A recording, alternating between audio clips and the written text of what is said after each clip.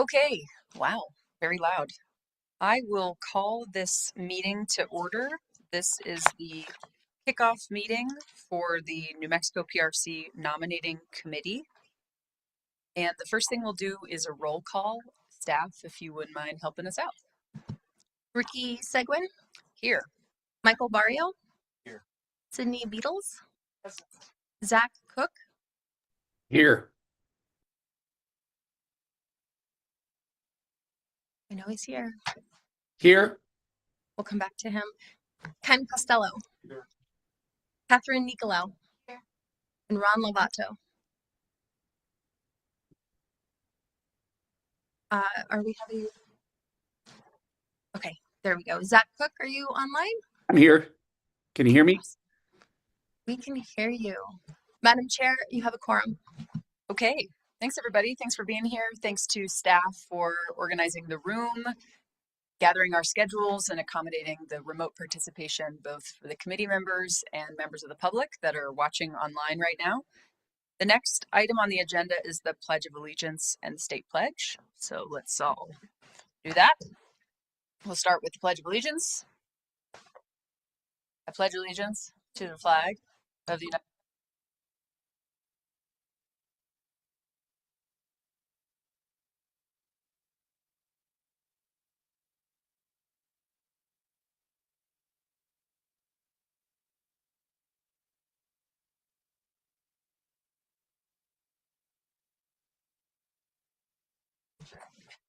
Thank you.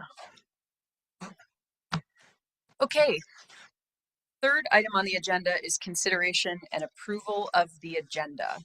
Are there any changes from the committee to today's agenda, which was distributed in advance and posted to the public-facing website, and then we all have a copy in our binders here? There are no changes. Is there a motion to approve today's agenda? Thank you, Committee Member Nicolau. Is there a second? Second from Member Barrio. And I think we can just do a voice vote. So all in favor of moving forward with today's agenda as published, say aye. Aye. Aye. Any opposed? Okay. I heard him, I thought. Aye. Now I definitely heard him.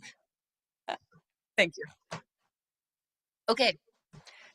Item 4 in the agenda is committee member introductions. So we have a few folks who have done this process before on the committee, but a few that are new and terms have expired, people have been reappointed. So it seems like a good opportunity for all of us to get to know each other a little bit and for members of the public to understand who is sitting on this committee. So I'm happy to kick it off and then we'll just go down the line and onto the Zoom. My name is Ricky Seguin. I was appointed to the committee by Economic Development Secretary Rob Black. I previously served on this committee after being appointed by Economic Development Secretary Alicia Keys and served for those 4 years in the 2022 cycle as a member of the committee and then elected by my peers on this committee as chair for the 2024 cycle.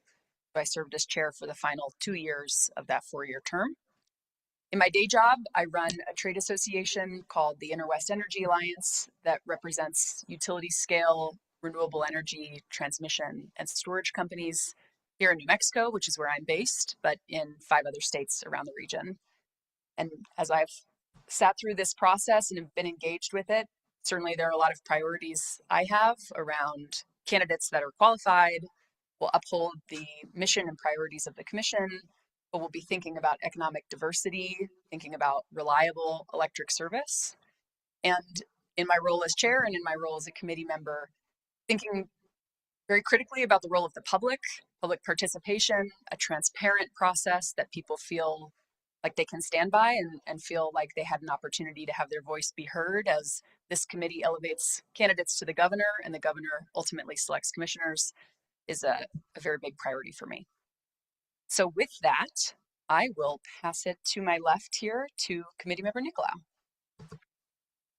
Good afternoon. Thank you, Chair.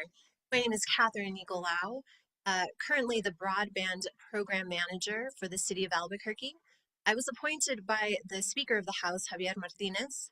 I was previously on this committee, I believe it was for 2 years. I think I came in the middle.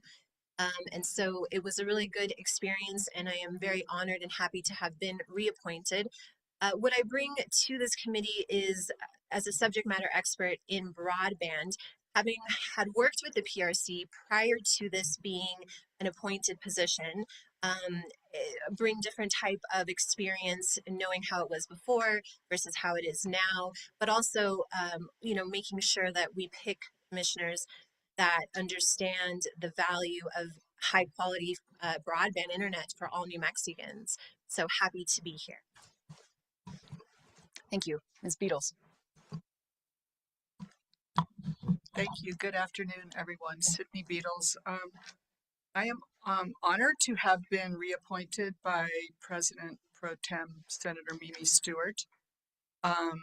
My day job is with Western Resource Advocates, where I am the New Mexico Clean Energy Manager, working here out of their Santa Fe office. I am, in all material respects, I function as their senior attorney and represent their positions and recommendations before the PRC.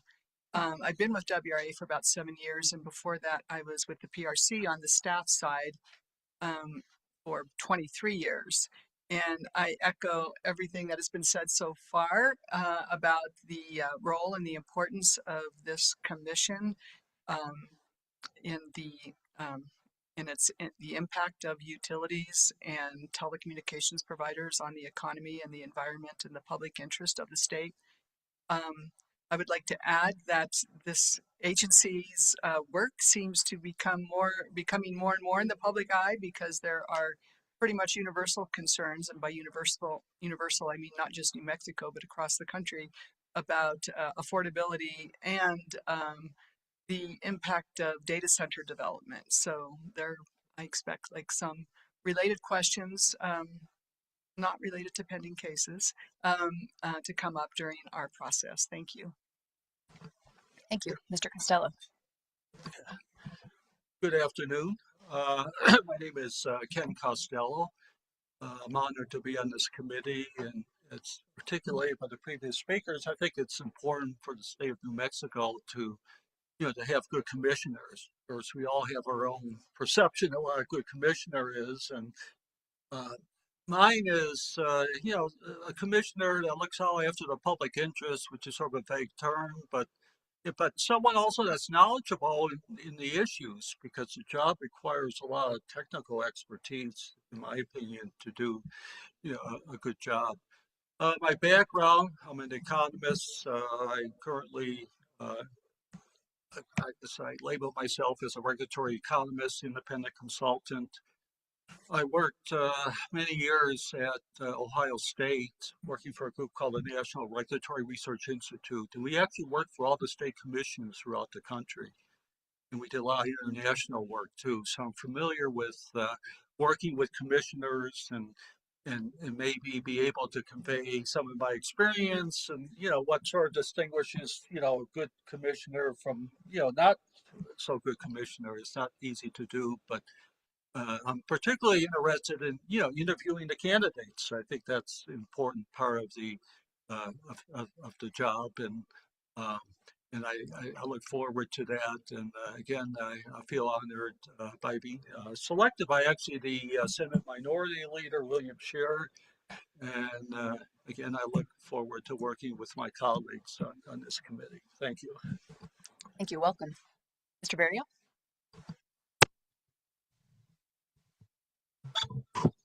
Hello. Michael Barrio. I was appointed by the acting Emnerd Secretary Aaron Taylor. I am the senior principal serving or overseeing all of our engagement and policy work in New Mexico and Arizona for Advanced Energy United. United is basically a national trade association for the clean energy industry writ large. Basically, we have a broad cross section of developers and large energy users and technologists that really have a deep understanding of the energy issues that face us today.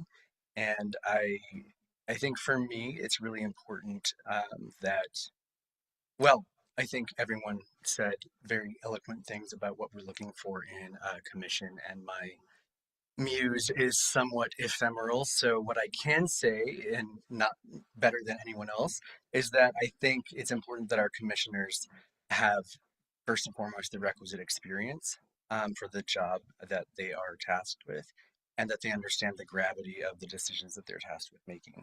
Um, so, yeah. And committee member Cook. Good afternoon, committee members. Zach Cook, I'm an attorney in Ruidoso, serving on this committee for the second time, having been nominated by House Minority Leader Gail Armstrong. Pleased to be here. I apologize I'm not there in person, but I appreciate the accommodation by the staff at the last minute and the committee. Thank you. And has Mr. Lovato joined? Okay, so Mr. Lovato is unavailable to join. As I understand it, he was reappointed to a second term by Governor Lujan Grisham. So we'll look forward to Ron's participation in future meetings. The next item on our agenda item 5, is the support staff introductions.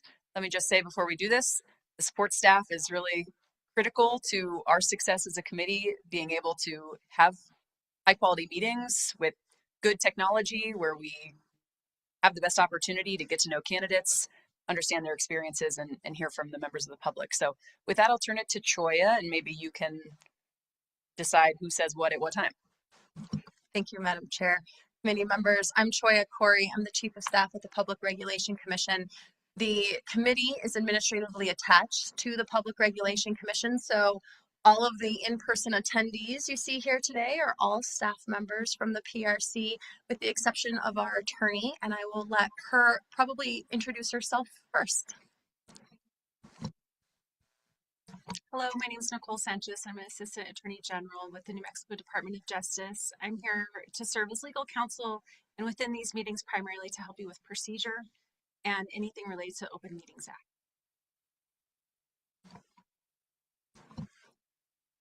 I think it would take more time than we want to have all of our staff members introduce themselves, so I'll just do a quick rundown. And I'll start with the expert to my left, Miss Sarah Valencia. You may recognize her from the last couple of rounds. Ms. Valencia is our HR director, and so she will be working very closely with this committee. She will be the point of contact for resume collection. She will also be overseeing all the postings, the publication of the job description, etc. With that, to my right, appropriately so, my right-hand man, Jordan Gutierrez. He hopefully will be in my seat helping you run these things for future meetings, because he's just that good. He's our project manager at the PRC and is pretty much runs the show for the Office of the Chief of Staff. Behind me, I have Patrick Rodriguez. He's our PIO. He is handling the Zoom, any public comment that comes in. He will also handle any of the press releases. You may have seen one go out yesterday just announcing the fact that this was happening and inviting public comment. There'll be some of those as we go through, making sure that everybody knows of the important work that you're doing. Next to him is Phil Bolton. He's the guy, the IT guy here at the Capitol. He's an old hand at this as he runs the meetings for the commission when they're here. And so he will help you if you're having problems with internet, et cetera, et cetera. The other IT guru for the PRC is Eldon Vita. He's our IT director. He's helping us with our website and making sure postings go up and are accessible, all of that. We have Miranda Mascareñas. She's our CFO and ASD director. So all of you who are eligible for per diem, and I think that's all of you this year, we'll be working with her and her team to make sure that your travel reimbursement, your per diem is taken care of. If you've seen pestering from Jordan about making sure your W-9s are in, that's because she needs them to make sure that you are getting your per diem for your service during these meetings. And then last but not least, we have Dawn Quisada. She is our training coordinator and really the extra set of hands that help us pull all of this together. So all of us are here to serve the committee. If you have questions, please ask. Probably your best point of contact for this cycle is myself or Jordan Gutierrez, and we can get you to the right people within the PRC. So thank you very much, Madam Chair. Thank you. Thanks, Troya, and to the whole team. Good to see you all again. Thanks for these great binders, too. We're appreciative for all the advanced work that you've done for this meeting. We will move on to item 6, which are action items for chair and secretary. As Troya noted, my term as chair ended at the end of the last term, but we've gotten clearance and the okay, someone had to run the start of the meeting today. That's why I'm doing it. But this is an open election for both chair and secretary. So the first thing we'll do, I think we'll just take them one at a time, chair and secretary, and we'll take nominations for candidates and then we'll take a vote. Ms. Beatles. Thank you. If you are willing to accept the duty, I nominate Ricky Seguin as chair. Thank you. I'm happy to accept the nomination. Are there other nominations for chair? Okay. Short straw or the long straw. So I guess with that, I'll see if there's any additional discussion on the chair position. Oh, I'm just grateful you're willing to accept the position and responsibilities. Thank you. So the next thing we'll need to do is have a motion to elect Ricky Seguin as chair. Sure does. Feels very weird, but that is the motion. I so move. Moved by Ms. Beatles. Do we have a second? I second. Ms. Nicolau, thank you. And maybe we'll just do a voice vote for that since there's only one nomination on the table. So all in favor, please say aye. Aye. Aye. All opposed? Okay. Happy to serve as chair again. Thanks, everyone. The next up is for secretary. We have nominations for secretary. Could you please explain like the duties and responsibilities associated with secretary? Someone? Maybe I'll look. I'm happy to look to staff. Troya.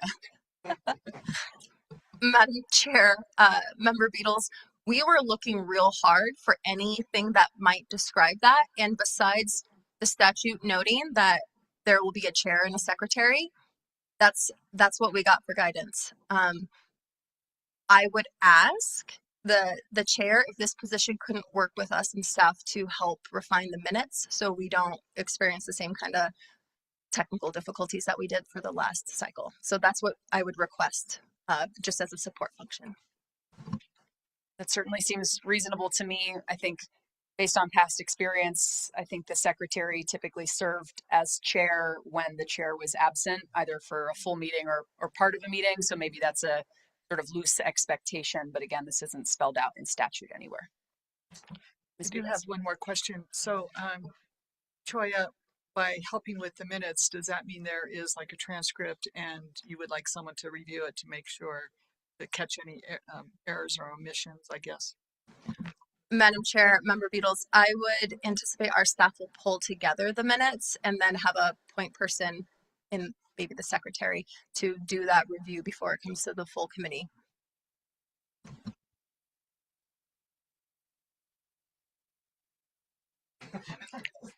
I would nominate Ms. Beatles. I remember her very thorough review of minutes last time. So now that we know that that's part of this duty, I do remember her going through them with a fine tooth comb. So I would make a nomination for Ms. Beatles.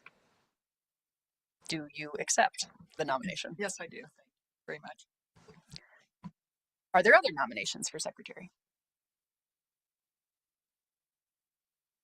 Hearing none.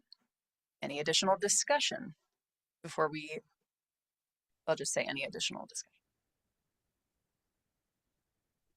Okay, I will move Ms. Sydney Beatles be elected as secretary of this committee. We can do a voice vote again. Oh, sorry, do we have a second of that motion that I made? Second was from Mr. Costello. Thank you. We'll take a voice vote. All in favor of the motion, please say aye. Aye. Aye.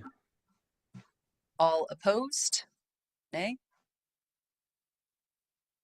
The ayes have it. Congratulations, Ms. Beatles. Thank you all. We are moving on to item 7 on the agenda, which are announcements. I will look to committee members if you have any announcements, or staff, support staff, if there are any announcements to be raised. Got nothing. Okay, great. Well, I do have one thing, but go ahead. You first, Maybe George. we'll start with Jordan and then we'll go to Ms. Beatles. Thank you. We forgot to actually print out a sign-in form, but I will be passing a made-up sign-in form for everyone so we could get you paid. Thank you. Thank you. So committee members will be required to sign in for attendance at each of these meetings. So that's what that is. Ms. Beatles, another announcement? Yes, even though the application process has not officially started, there was an announcement by one of the commissioners that he intends to seek reappointment. This was made at last week's open meeting, and that commissioner is Gabe Aguilera. Thank you. I maybe have one announcement / question, which is just to confirm that all the committee members have access to their email, their designated PRC email. Maybe it's if there are questions about accessing that, that's an Elton question. Yes. Eldon or Elton? Eldon. Okay. That's an Eldon question. But just to be clear, I know we'll go over this with our DOJ representative here, but we encourage you to use your PRC emails for all work related to this committee. So please make sure you have access to that. Madam Chair, I am still trying to get in, so Eldon, I may afterwards sit with you real quick. Thank you. Super. Any other announcements? We are just rolling through this agenda. We are on to item 8, which is a training item of the agenda. And this was something that seemed very important for us to have here today with all of us either new or coming back. Good to be reminded of the various state statutes that we are subject to as members of this appointed body, and to receive either training today or at a future meeting, and to know where we can ask questions if we have questions along the way. So I'm going to look to Ms. Sanchez for this training item. Sure. And Toya, did you want me to do it now or do the best I can now, and then I'll prepare something for later? What would you prefer? It's at the discretion of the committee and the Okay. chair. So if you're ready, Madam Chair, it sounds like she has some pointers for you. I could give you some brief pointers now, and I'll review some of these materials, or if you have questions on other specific items, I can present that at the next meeting. But as I mentioned before, this committee is subject to the Open Meetings Act. That means all of the meetings are required to be open and properly noticed to the public. This committee should refrain from a quorum of the committee discussing any committee-related business outside of a properly noticed public meeting.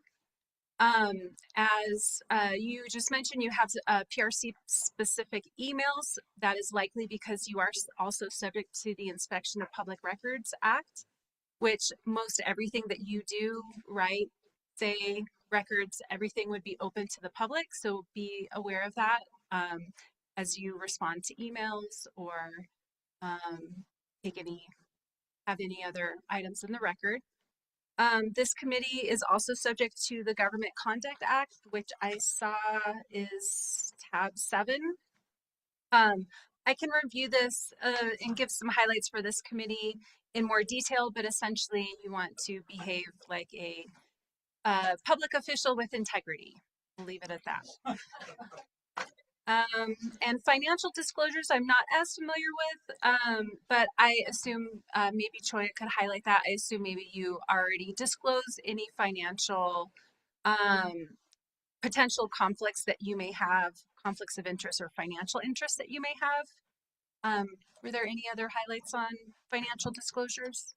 My understanding, Madam Chair, is that as an appointed member of this committee, you also are required to file a financial disclosure at the beginning of the year with the Secretary of State. So those are just brief highlights, and I'm happy to touch on any other specific items of interest, or I can go into some of these in more detail later. It looks like they also provided you with a compliance guide on the Inspection of Public Records Act for you to take a look at as well. Highlights from the complaint. Are there, thank you, Ms. Sanchez. Are there questions from the committee on any of that? And part two of my question is, would you like to, in a future meeting, schedule a deeper dive on any or all of these? For example, a PowerPoint that goes through it, a how to file your financial disclosure statement, training, etc. That may be new for some. So those are my two questions. I see Ms. Beatles is unmiked or unmuted. Yes, thank you. Why don't we start with your questions and then, because mine relate to yours, but are kind of more of a follow-up nature. Because you asked, is there going to be a deep dive later? Is that the question? Or My question is to you, the committee, is would you like that? Oh, okay, sorry. Yes, and I have a question today. So, well, first of all, are you going to be coming to subsequent meetings to answer questions as they come? Yes, ma'am. I'll be attending meetings. Right. And my other question is, and let me just give you like a hypothetical. I mean, it's my understanding, and it goes to like the notion of a rolling quorum, because I've never been completely clear about what it is and what it isn't. And if you want to discuss that later, that's fine. So, but my hypothetical will be like if I pick up the phone and call another committee member and say like how do we recruit more applicants? Should we consider applicants from out of state? And I guess I can talk to 1, 2, or 3 members about that, but I can't talk to the equivalent of a quorum. I mean, is that the correct way to approach it? Yeah, Chair, member. So essentially, a rolling quorum is a series of conversations when members are not in the same place at the same time. A quorum here, so you have a 7-member committee, a quorum is 4. So yes, you could have a one-on-one conversation with a member, but you don't know if that next member is going to make another phone call or send another email. And so you could unintentionally begin a rolling quorum by having one outside conversation. So that's just something to be mindful of. Rolling quorums can occur in person, phone, text, email. It doesn't matter if it's your private phone or public phone or email. So essentially, all these conversations really need to occur within the committee setting when it's an open public meeting. Does that answer your question? Yes, but that's stricter than what we have followed in the past. So I just need to like think about it a little bit more and maybe bring it up later. One item that brings up for me is a recommendation that when staff emails us about meetings, we should direct our responses just to staff as opposed to each other. I remember this was a quorum issue with emails. So regarding meeting scheduling or whatever we may get in our email from Jordan or Choya or the support staff. But I did hear a yes, an interest in a deeper dive training. Okay, and I'm seeing head nods. So that would be, so far what I heard is on Open Meetings Act, IPRA, government conduct, and on financial disclosure statements. That anyone disagree with getting trainings on all 4 of those? Madam Chair, for me, it's just the financial disclosure portion. Everything else I feel pretty confident that I have knowledge on. So not sure I would need all of it, but perhaps other committee members do. So thought I'd let you know. For me, it's just financial disclosure. Madam Chair, yeah, for me, it's also financial disclosures. I think I'm good on the rest. For me, I think a Open Meetings Act review would be very beneficial. I know it has come up with, it's obviously sensitive, reviewing candidate information, having publicly aired discussions about candidates, the role of a subcommittee in this process as it relates to quorum and the Open Meetings Act. So that one feels important to me. So I'm hearing Open Meetings Act, yes. I think we should at least do something small on IPRA. Government conduct, maybe we're all fine. And then financial disclosure, I'm hearing a strong yes. So 2.5 trainings, please. And is that something, I know we don't have any meetings scheduled, but theoretically we could likely have in time for our next meeting, whenever that is? Yes, Chair. Great. Thank you, Ms. Sanchez. Any other questions on training, either the overview that we received just now or on other trainings you may wish to receive?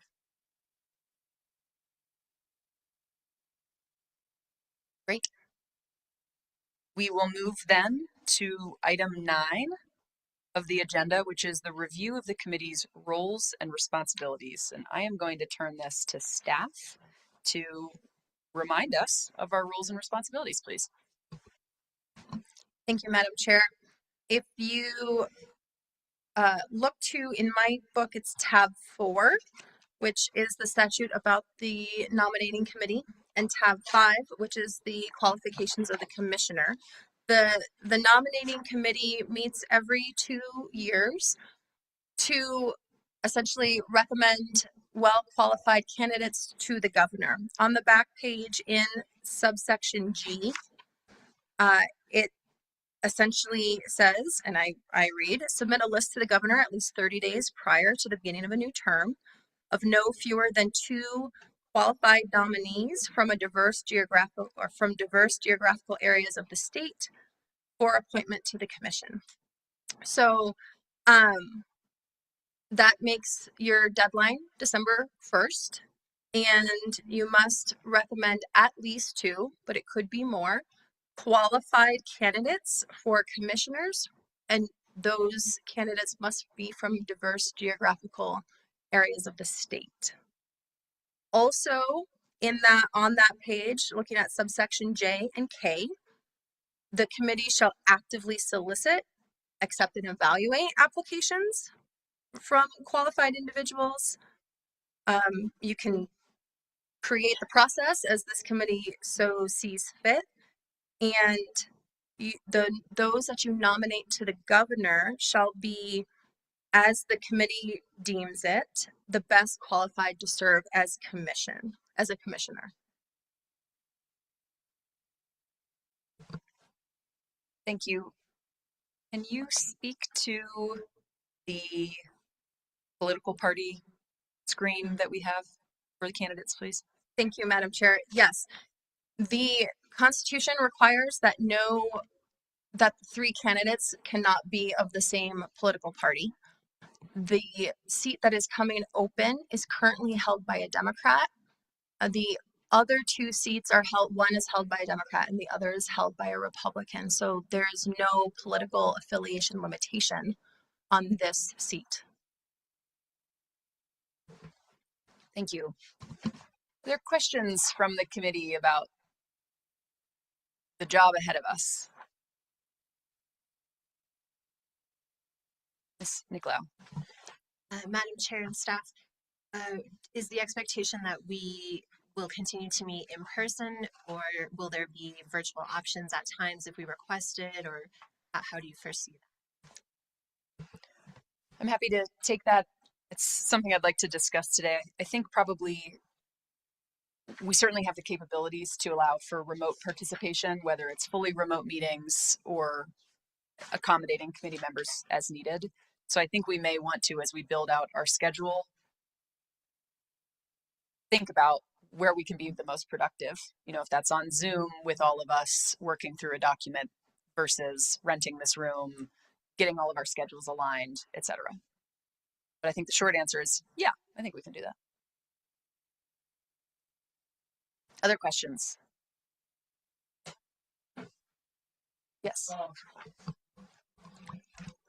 The term diverse geographical areas, that's a little bit ambiguous. Currently there's a commissioner who lives in Albuquerque, Santa Fe, but the one that's up for reappointments from Santa Fe, right? And the third commissioner, where's he from?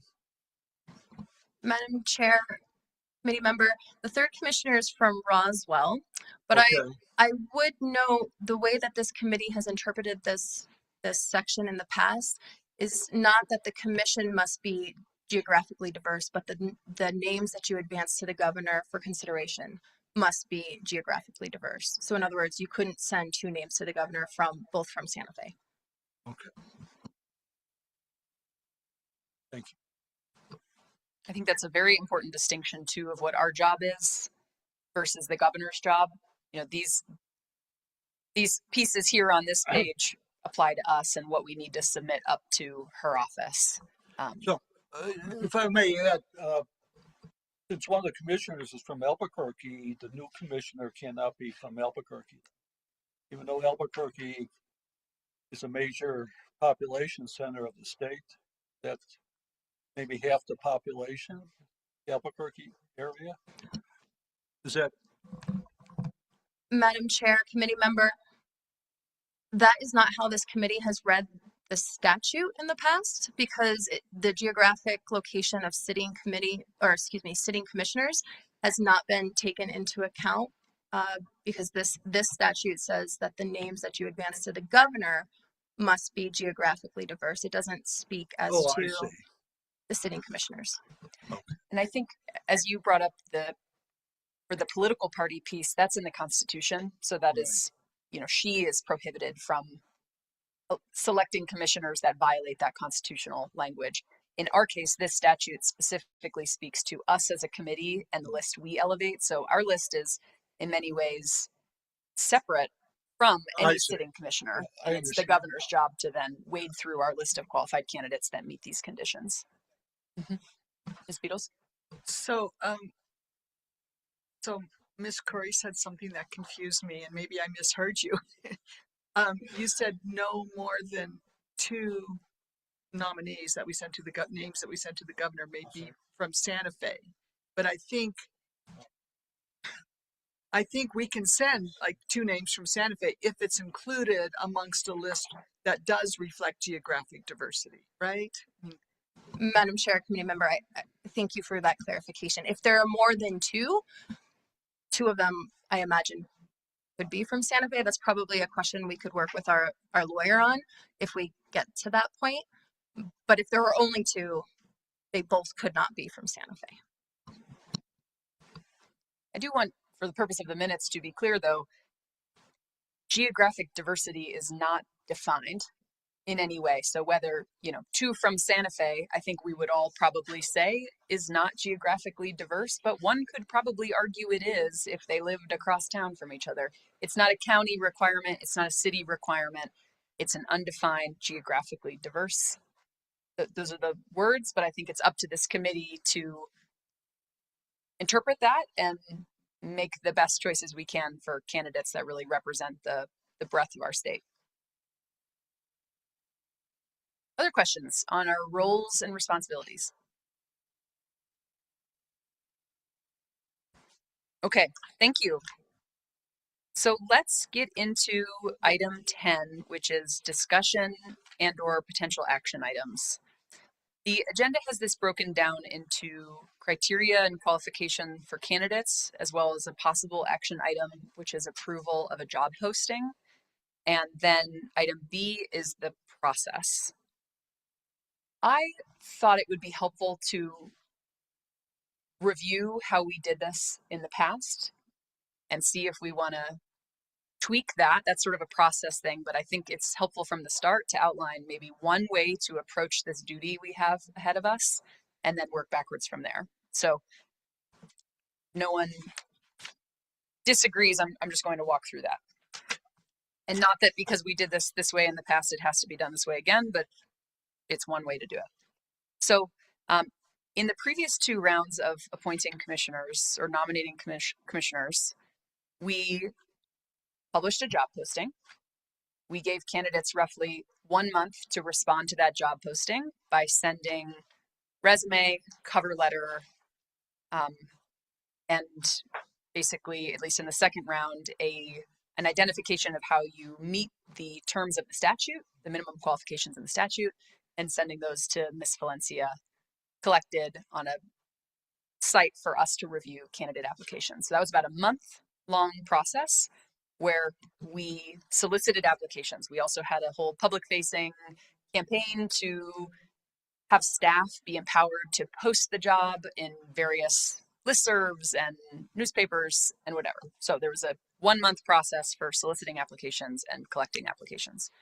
From there, the committee reviewed the set of applicants and advanced a subset of applicants forward to a second phase of the process, where this committee created a questionnaire, and we invited that subset of candidates to respond to the questionnaire.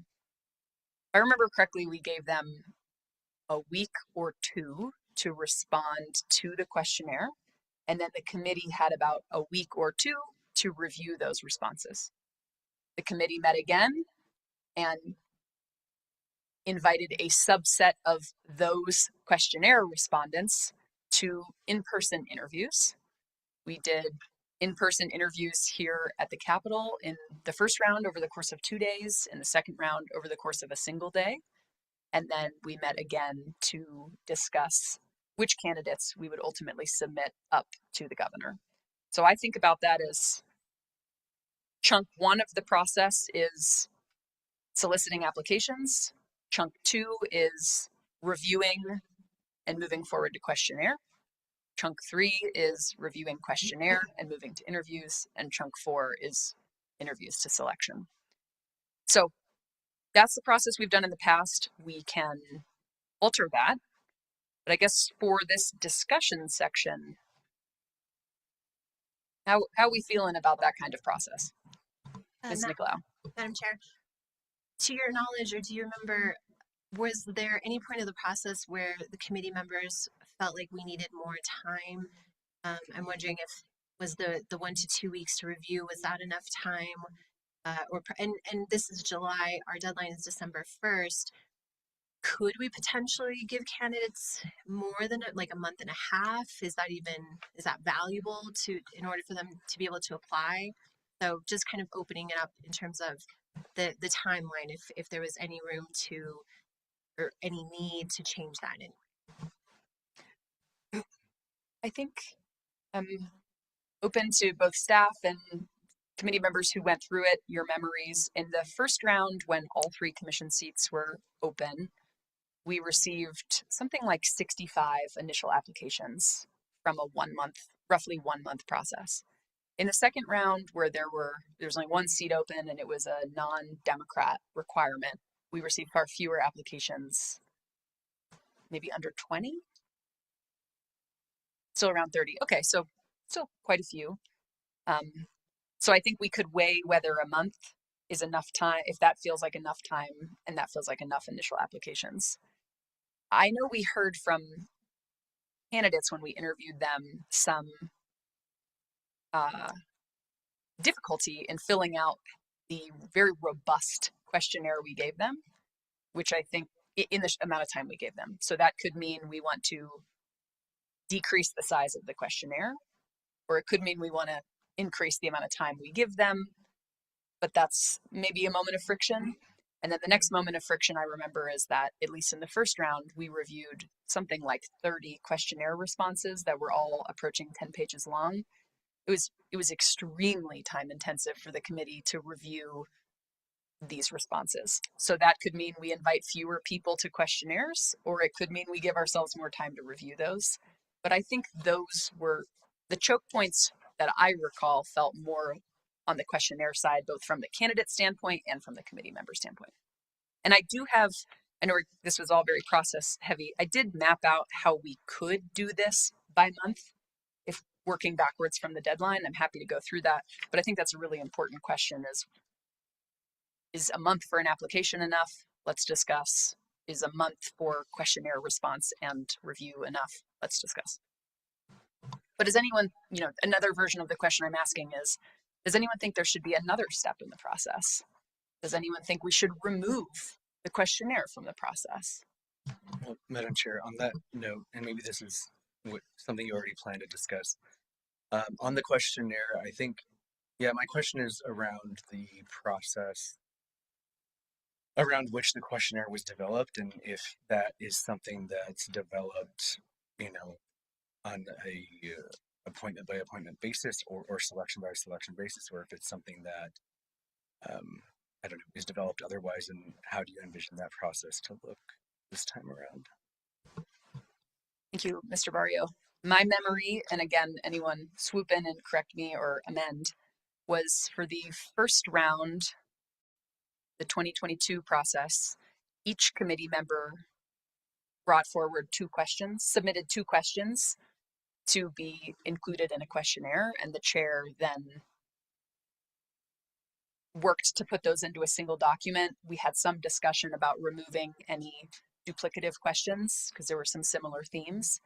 But in the end, I think it was something like a 14 question questionnaire done that way. We used a near identical questionnaire in the 2024 process.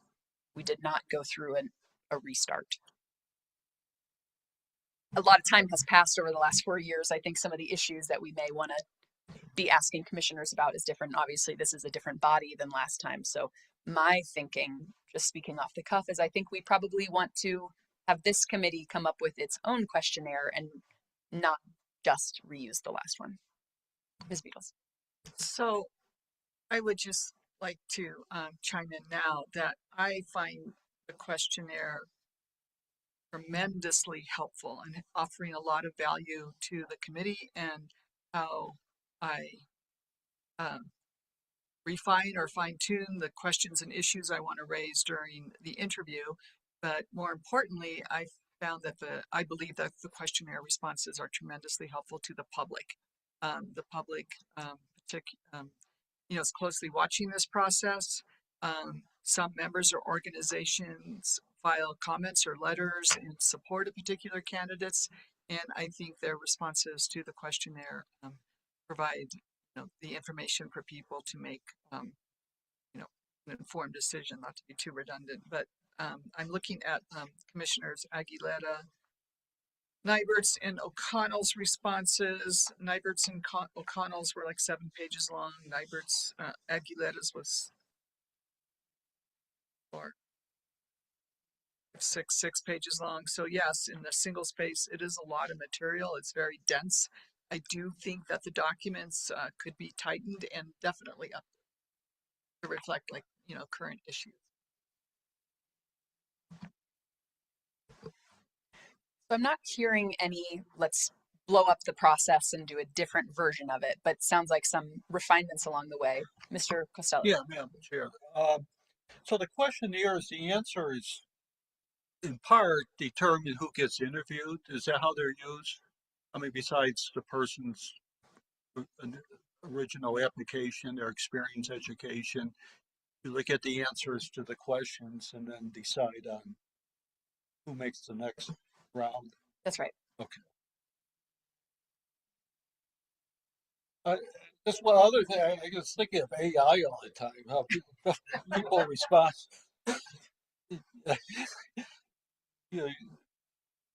There's an advantage when you talk with people and ask them tough questions and they're there, and if you ask them tough questions and with AI, to what extent is it maybe I'm exaggerating, but that seems to be a concern today with a lot of different contexts.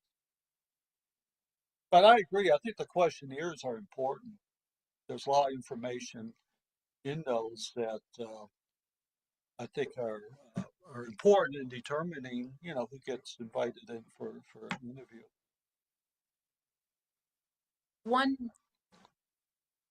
I'm not advocating for this, but one possible option is to incorporate some or a question from the questionnaire or otherwise into the application process.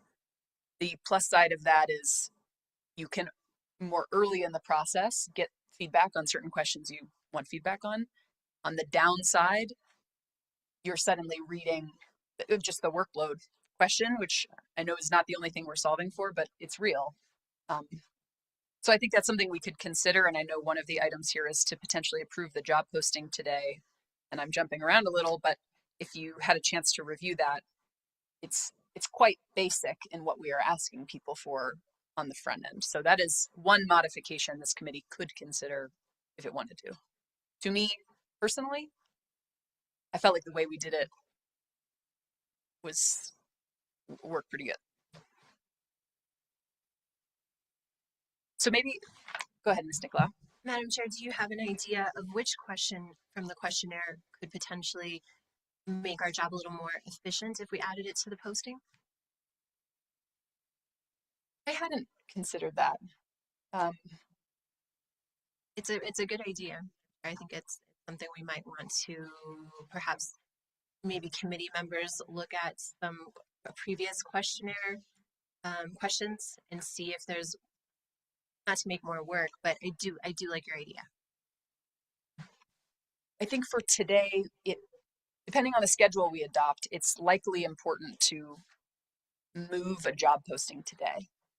And that might be the only limitation on that, is to review the old questionnaires today would, I think, be challenging. We didn't distribute those in advance. But that, again, we could just come up with it right now. I think it could be something as simple as, why would you like to serve as a commissioner? Or why do you think you're qualified? However, in the existing job posting, we do ask them to explain how they are qualified per the terms of the statute. So we are asking them to wax poetic a little bit, but we could make it a little bit more like, what would your priorities be? Or what do you care about? If we wanted to. Mr. Madam Costello. Chair, yeah. I mean, the alternative, which I'm not advocating, is probably in most jobs in other industries, people submit their resume and other information, and then the employer looks through them and then decide who gets interviewed. And then the interview process becomes more important then, because you could ask these tough questions, so you would actually ask, maybe in the questionnaire, what do you think is the public interest? I like to ask someone right there and say, what's your perception of that? And, how would you carry it out if you were commissioner? So that's sort of an alternative course of action where you get the information from the candidates, but you get it through the interview process here rather than their answers. And I'm not, like I said, I'm not advocating that, but that's sort of an alternative approach to getting as much information as you can from the applicant. Thank you, Mr. Costello. And I think that was one, if not two, of the questions in a previous questionnaire was sort of talking about the public interest and their view about balancing different factors. I have maybe two ways I want to flow this conversation. One is, we're getting into the content of the posting and whether we want to beef that up. So I think we could spend some time looking specifically at the posting. The other option is, for a different route, is I can kind of walk through a rough timeline of the fastest I think this could all go. I think we need to do that, and we need to build a schedule, but we also need to talk about the job posting today. So I think they happen together. Does anyone have a preference on which one we spend time with first? The posting or one attempt at building out a schedule? Madam Chair, the schedule is actually another agenda item later on. So I would just caution you to either amend the agenda or wait until that item before discussing the schedule. Okay, interesting. What if it was just process? It's not scheduling, it's just like process over the course of the next 4 months with months involved, but not days. Is that appropriate in this section? Looks like, Chair, the current item you're on is criteria and qualifications for candidates and approval of job posting. Okay, so we need to be going A, then B. Yes. Okay. Okay, well, let's talk about A. Let's talk about the job posting specifically. Thank you, Ms. Sanchez. So this is in our handbook here under behind tab number 2. And this was also emailed in advance. This was the job posting used in 2024.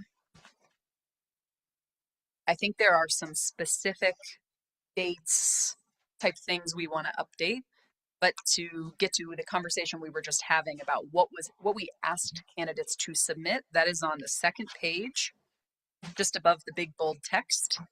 It starts with applicants are required to send, I'll just read it for everyone online. Applicants are required to send a current resume with a cover letter that specifies how the applicant meets the qualifications in number 2 and state his or her political party affiliation or independent status. Additional materials in support of an application may be provided. And then that is reiterated after the deadline where it tells the candidate that they need to submit this to Ms. Valencia. That's what we ask for presently. Resume, cover letter, and included within that is how they meet the qualifications listed above. The question I think at hand is that enough, or do we want to add another question to this job posting? Ms. Beatles. Well, Madam Chair, I do see that we need to remove that sentence about the political makeup of the remaining commissioners. That sentence. Yes, I think there's several changes on the front page we need to make. Do we want to go through and line item those first before we get into this question of what types of questions we want to ask? Seems like we're line iteming. So I'm looking at staff. If you all have pens or pencils ready, since we will ask you to be the ones to post this job posting. So we're starting on the front page. We're talking about specific edits that would need to be made. Please go ahead, Ms. Beatles, you identified one. The sentence in paragraph 1, and also it appears in paragraph 3 that, quote, due to the political makeup of the remaining commissioners, the vacancy must be filled by an individual who is not a registered member of the Democratic Party, end quote. So that's the sentence that needs to be removed. Whether you want to replace it with the vacancy may be filled by individuals who are members of either party or any party. Or I don't know if you want to just remove that sentence or replace it with something that is more, open. I don't have a recommendation. Madam Chair, Committee Member Beatles, I like replacing it with the specific sentence that makes it clear either party in case that becomes a question. Staff comfortable with that guidance? So that's in 2 places. Or decline to state, right? So either party or decline to. In the front paragraph, first paragraph, and paragraph 3.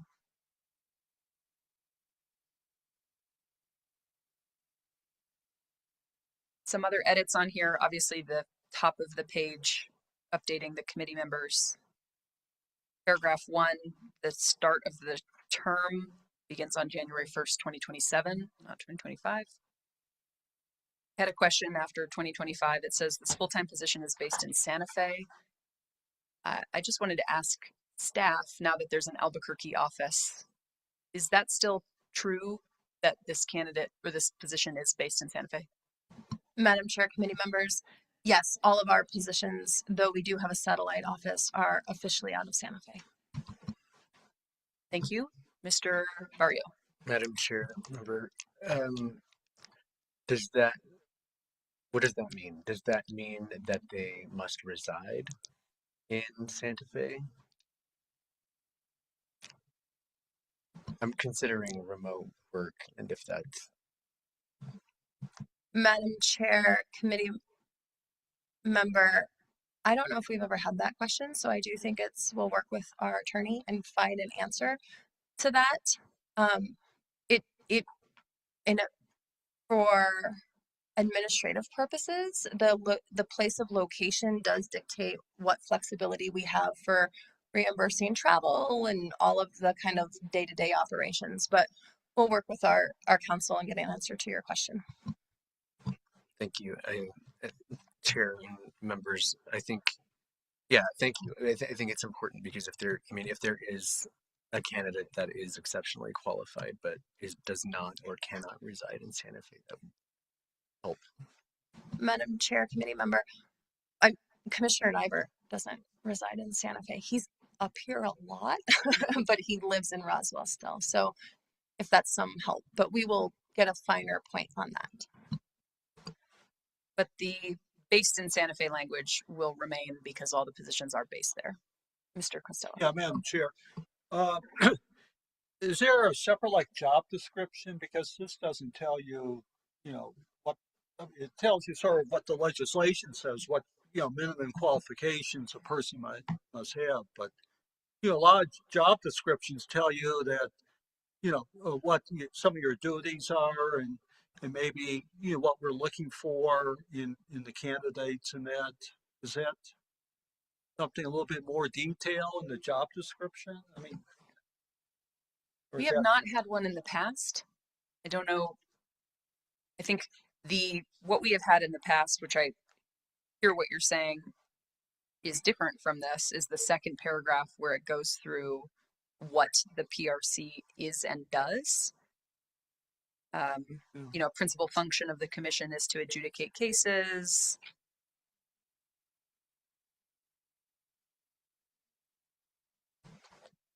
Yeah, I get it. I think we could spell it out. I don't know if we need to spell it out. Madam Chair, but maybe a person would be interested in the job. I mean, maybe they're not real familiar with what commissions do. It could be a qualified person and seems interested and would like to know maybe, well, I mean, what are they looking for more, technical skills or, other skills that commissioners should have to be included in the job description. But again, that may. What is the will of the committee or what is both the will of the committee, and then also could we amend this second paragraph to have some more specificity about the job, language that folks would want to see added in here to be more specific? Again, Madam Chair, that may not be necessary, but probably most applicants have a good idea what a commission does, so maybe you don't have to have that.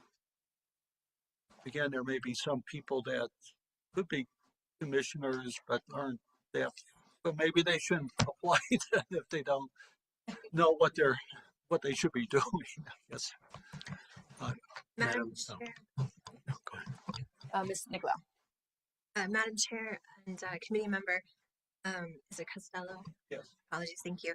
I do see value in that. I do understand where you're coming from. So perhaps as the chair was saying, maybe we add something in there to be a little more specific. I do agree with you. Mr. Barrio? I too see the value, Madam Chair and Member Costello, I too see the value in adding some more specificity, but I think I would also advocate for,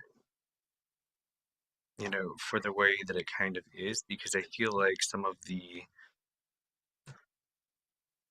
duties kind of organically take shape, depending on what the landscape and environment is at the time, and I think that has a lot of say and an influence in how the duties are kind of pursued and implemented. So I don't know how much more specific would be helpful. That makes sense. Madam Chair, committee members, something as simple as how often the commissioners meet, how often are they required to meet? Obviously, it would be in Santa Fe, but something as simple as how often they're required to meet. That might be helpful, so they have a little bit of that expectation in there. I am open to language on how to write that. I mean, part of this for me is this is a full-time job that we expect people to show up for. Maybe it's as simple as that. This is a full-time position that involves crowdsourcing, travel, or I mean, we have adjudicating cases, but participating in public facing hearings.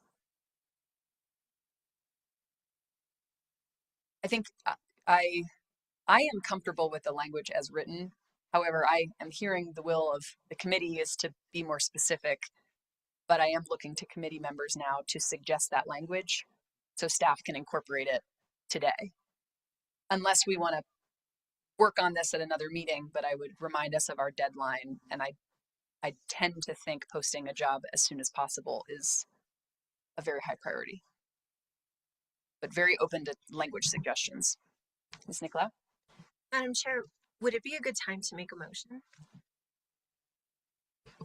of just to add language, or what is the? In other words, could we just add a full-time job? This is the three-member New Mexico Public Regulation Commission is both the governing body for the NMPRC as well as a policy and regulatory body. This position is a full-time, or this is a full-time position with commissioners attending open public meetings.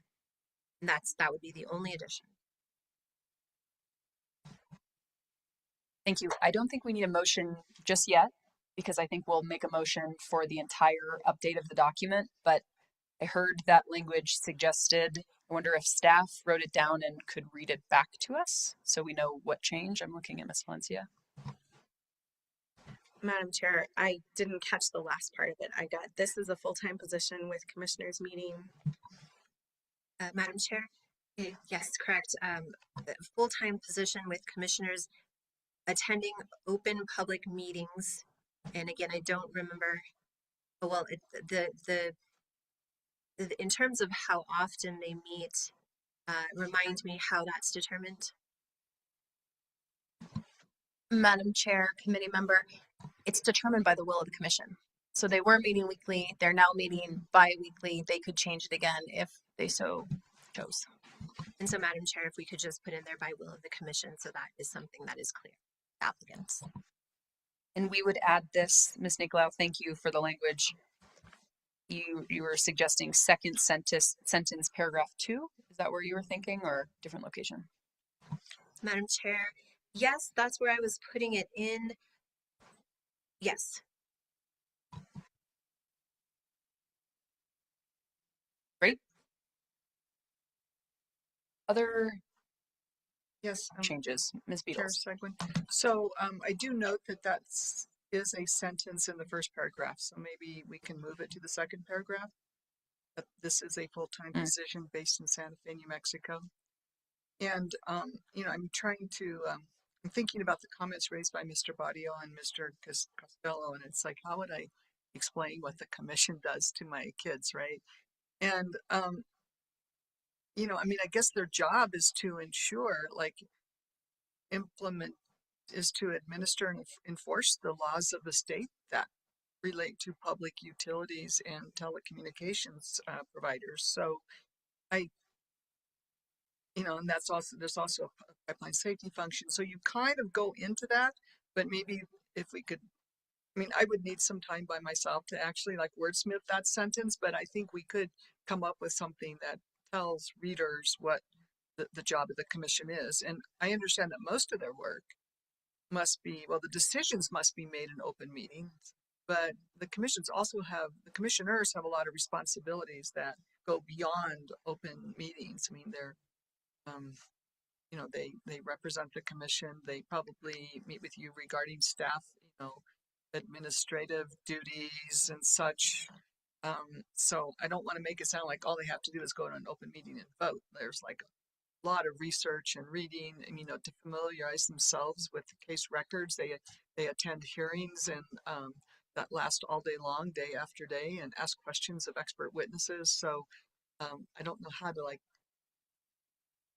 depict that for someone who is not familiar with the work of the commission.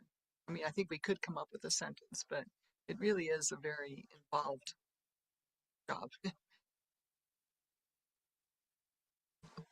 What do you want me to do? Well, I think that what we could do this 2 ways. We could spend more time on trying to refine the language that the committee's comfortable with right now, or if people want to take this away and think about it, but that will impact the schedule since this does require a vote of the committee. So we will need a quorum, we will have to vote in order for us to move forward in posting this job. And so we would have to reconvene in order to finalize that, which we can do, but I continue to feel some time pressure that we're at the end of July and it was pretty hard to align our schedules to get today to happen. And you know, we still have time. It's just under 2:15 right now. We have a pretty significant chunk of the agenda with process and schedule to discuss and then public comment, but we still have 45 minutes left. Yeah, okay. Would folks value from a short break? Spend some time on some language? Does that help, Ms. Beals? I'm looking at you. You said you need some time. Okay. So why don't we come back at 25 after 10 minutes? 2:25 with the homework assignment in the break is to look at this job description, craft additional language you may want to see included. We'll take a 10-minute recess, coming back at 2:25. Thanks.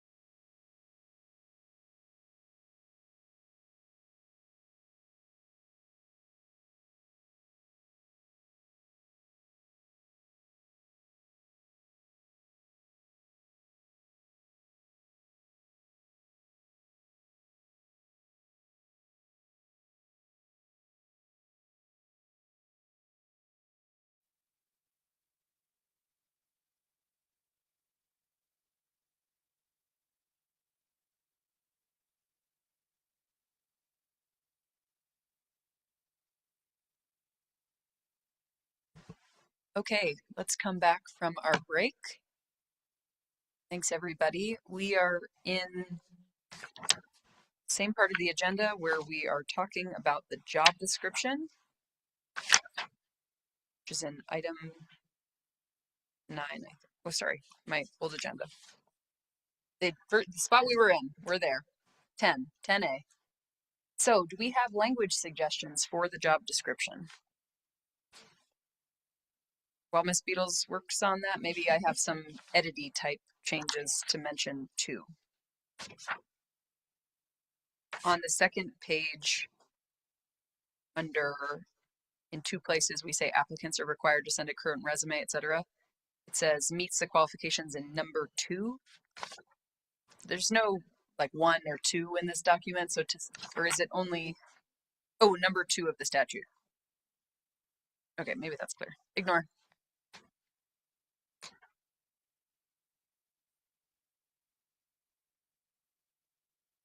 Anybody have any language? Ms. Nicolau. Madam Chair, committee members, I do think we're doing a fantastic job by trying to be as thorough as we can up front with applicants or potential applicants. However, I really don't know that we need to get extremely specific. I think we've discussed the need for having a little bit more information in the, to respect our time. I really feel like and thank you, committee member Beatles, for bringing to our attention that it already mentions this is a full-time position. Potentially, we could just add to that. So, we would say this is a full-time position based in Santa Fe, New Mexico. Public regulation commissioners are expected to attend all public hearings scheduled at the will of the commission. This role reports to and is that the governor or the chief of staff? Madam Chair, committee member, the role doesn't report to anybody. It's removable by impeachment. We can just take that out. And I believe that committee member Beatles is right. There's so much that goes into these positions. I just don't know that we need to put it here. It's almost understood that if you're going to apply to this, you're going to do that research. You're going to be that, you're going to put your best foot forward. That's all I wanted to say. Thank you, Ms. Nicolau. Mr. Costello. Yes, just a couple points. The second paragraph, the last, I guess the last sentence, it starts, in order to set direction and administer these duties sufficiently, effectively, and equitably, the commission may delegate its authorities to staff. I'm not sure what does that actually mean? I mean, the commissioners make decisions, right?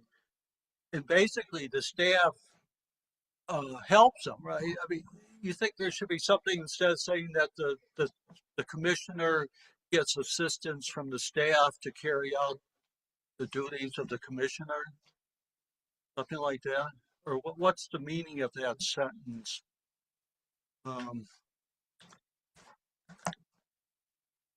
And it says, in doing so, or in so doing, the commission identifies and defines the values and vision of the NRPRC, or New Mexico PRC. Yeah, it just seems, maybe I'm missing something. How do you interpret that? To me, I interpret it that the commissioners have staff that they can task with researching things, who advise them on Right. certain issues. I do think where it sits in this paragraph seems sort of odd, that it's almost like you can delegate adjudicating cases. Right. I mean, that's We and that's not could simply strike it. It perhaps is okay. not important to enumerate here that they can delegate certain authorities to staff. I'm comfortable with that if that would make the committee more But comfortable. I think it would be good, to be attractive to an applicant to know they're going to get help. I mean, they look at this and, oh, we got to do all this and that. What kind of, do we have to do this all ourselves without any help from? So what if, Mr. Costello, we just amended the word its authorities to certain authorities? That, Well, authorities. I mean, what would you propose, Mr. Costello?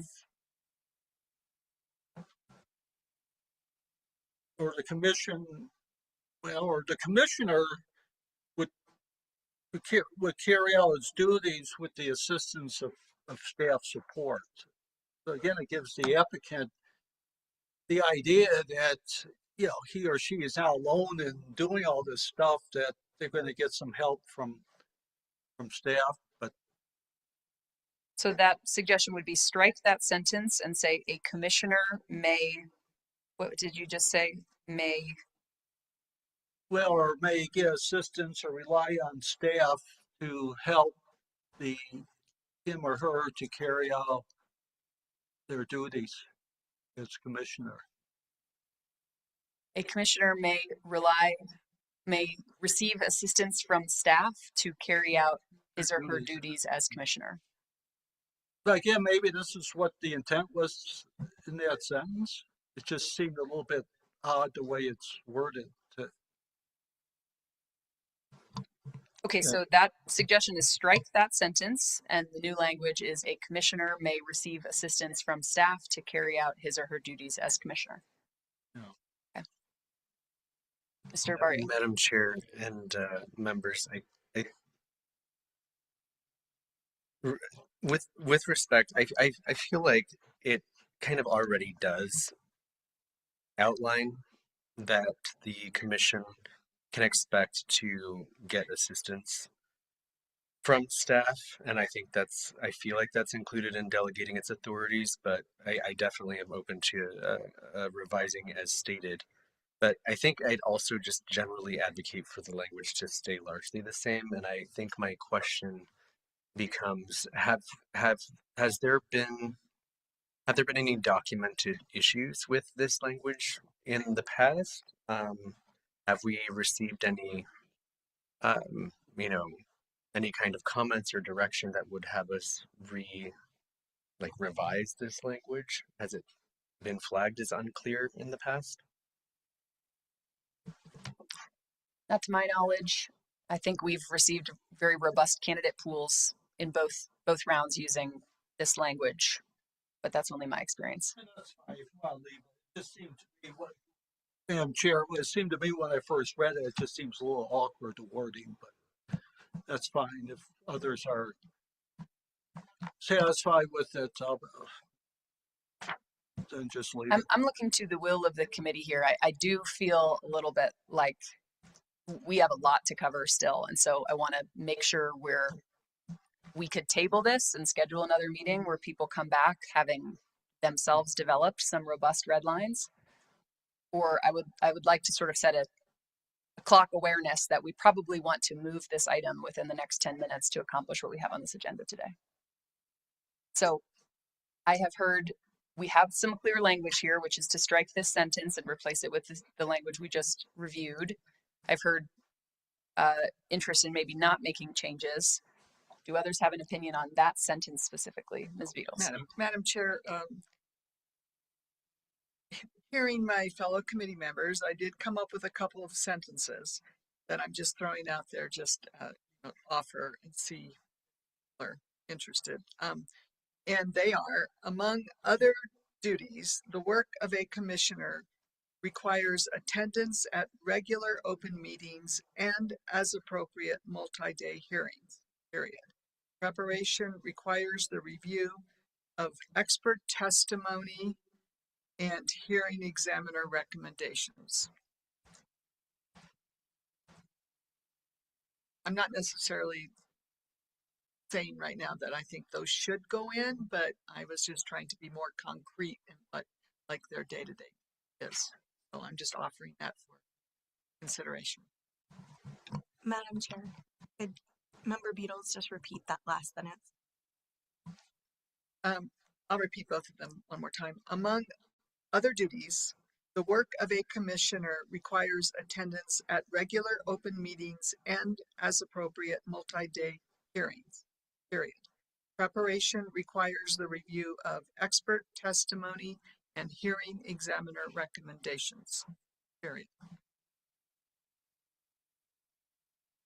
Just throwing it out there. So I will ask you directly, are you advocating, I know you're saying maybe I am, maybe I'm not, but if you want that language in, you should recommend that that language be added and the location of that language.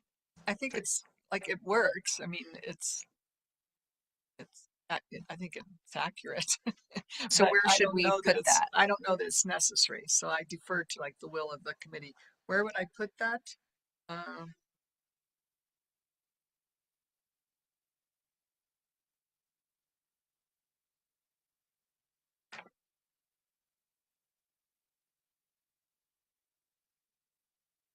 Yes, in the second paragraph, I would say the before, in order to set direction and administer these duties efficiently, the commission may delegate.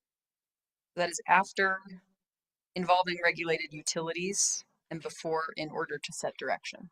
Yes, Insert Ms. Beadle's proposed 2 sentences. I And- might even like delete the words efficiently, effectively, and equitably. But presently, that sentence, in order to set direction and administer these duties efficiently, effectively, and equitably, was struck by Mr. Costello's suggestion. Oh, okay. That whole sentence went away. Oh, all right. Thank you. That's good. And so the addition of Ms. Beadle's language, I think, means Ms. Nicolau, your language at the top, based in Santa Fe, New Mexico, does not need to be included because instead the duties are spelled out by Ms. Beadle's suggestion. Is that correct? I'm seeing a thumbs Well, up. I like Ms. Nicolau. Sorry, I shouldn't speak for her, but I like her suggestion to move that reference to a full-time position to the second paragraph. So here's what I think we're saying. In paragraph 1, remove "this is a full-time position based in Santa Fe, New Mexico." Cut that and insert that in paragraph 2 after "involving regulated utilities." Insert that sentence about a full-time position based in Santa Fe. Then Ms. Beadle's 2 sentences. Then striking "in order to set direction and administer," we switch to the sentence that Mr. Costello had put forward regarding staff. And then resume language as written, starting with "in so doing, the commission identifies and defines."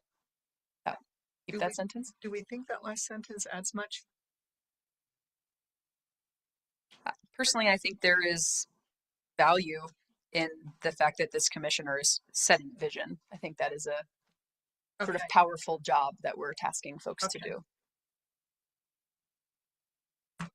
So how's it feel to read that back to us? Does that seem doable, Ms. Valencia?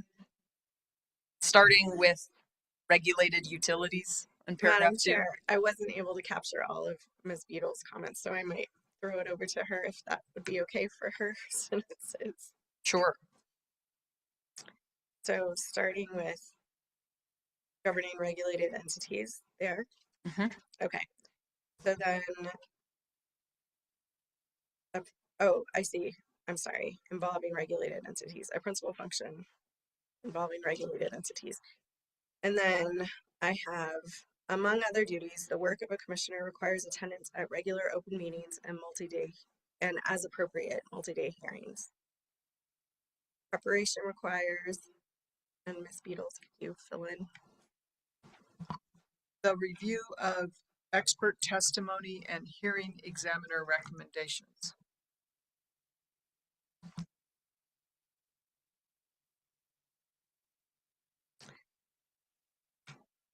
And then a commissioner may receive assistance from staff to carry out his or her duties as commissioner. I think that might have gotten changed. And then in so doing, the commission identifies and defines the values and vision of the NMPRC and implements them in the form of policy. And where's the best place for the reference to it being a full-time position based in Santa? I think it was the start of that. I had that at the beginning of the paragraph. So the second sentence in the paragraph. Oh, it starts the 3-member. I think what we're asking for, sorry to interrupt you, Ms. Valencia, is that will just go, all these edits are starting at after involving regulated utilities. Sure. Or regulated entities, excuse me, period. Sentence about full-time, then Ms. Beadle's 2 sentences, strike in order, add Mr. Costello's sentence, then in so doing as written. Okay. Okay. Okay, other edits to this document. I did have a question for staff, knowing that since this was first written, there were some changes to the PRC statute. If there are any of these descriptions here, pipeline safety, et cetera, that have changed, the responsibilities of the commission have changed, where this is no longer accurate, or this is all still accurate in paragraph 2. Utilities, telecoms, pipeline safety, et cetera. Madam Chair, thank you for the question. The duties have all stayed the same. What might have changed is the citations. Okay. So can we task you with updating those citations as appropriate? Yes, before prior publishing, please? to publication, we will update citations. Thank you. Okay, on page 2, oh, sorry, Mr. Costello, go ahead. Yeah, sorry, Madam Chair, to take more time.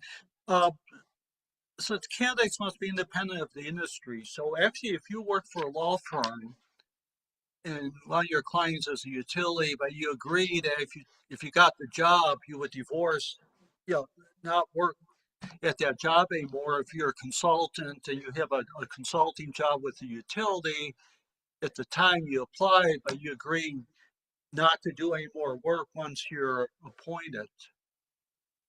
With that, I mean, is that sort of the caveat, or the fact that they're currently working, doing some work with the utility? They're not an employee of the utility, but they're actually doing some work as a consultant or as a law firm. They would be disqualified from being an applicant. I think that is a question to Ms. Sanchez, as it's a statutory interpretation. I can answer part of that now. So if they were currently a partner in a law firm representing a utility company, that would be a financial interest, a conflict under the Government Conduct Act.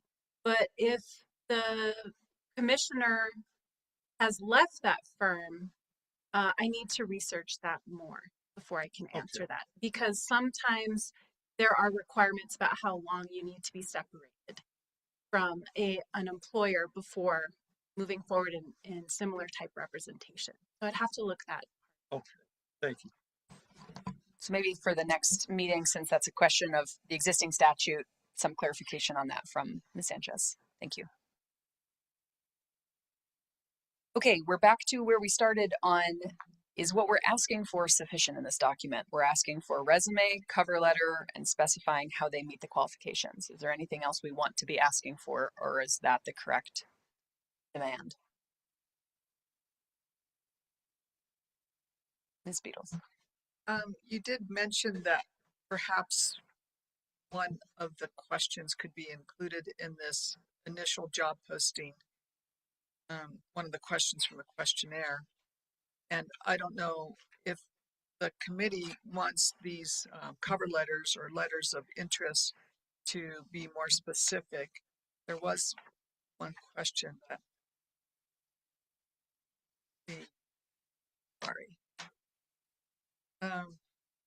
that I thought would transfer neatly to the job posting, like briefly describe your experience with regulatory topics, including, and the questionnaire question says utility rate setting, promulgating regulations in the New Mexico Energy Transition Act. We don't have to refer specifically to that, but we could say briefly describe your experience with regulatory topics, including utility rate setting. I don't know, whatever anybody else wants to hear from at the start. Would it be sufficient to just end it without the examples? So if you could read the first clause of that question again. Yeah, just briefly describe your experience with regulatory topics. Regulatory topics relating to utilities, or briefly describe your experience with topics relating to the regulation of utilities and telecommunications providers. Some people. Maybe? But chair, members, and Beatles, I like that. I think that would be very helpful. Mr. Yeah, Costello. Madam Chair. Yeah, that would be, but I would think that would be maybe part of the resume when someone, they have a sort of a semi-detailed resume, they would indicate if they testified in cases and, you know, what their experiences in different industries. But I have no, you know, opposition to what Ms. Beadle proposed. The way it's written right now is that the cover letter must specify how the applicant meets the qualifications. It could be the cover letter that specifies how the applicant meets the qualifications and the language Ms. Beatles just said. I mean, then it's inclusive in the cover letter.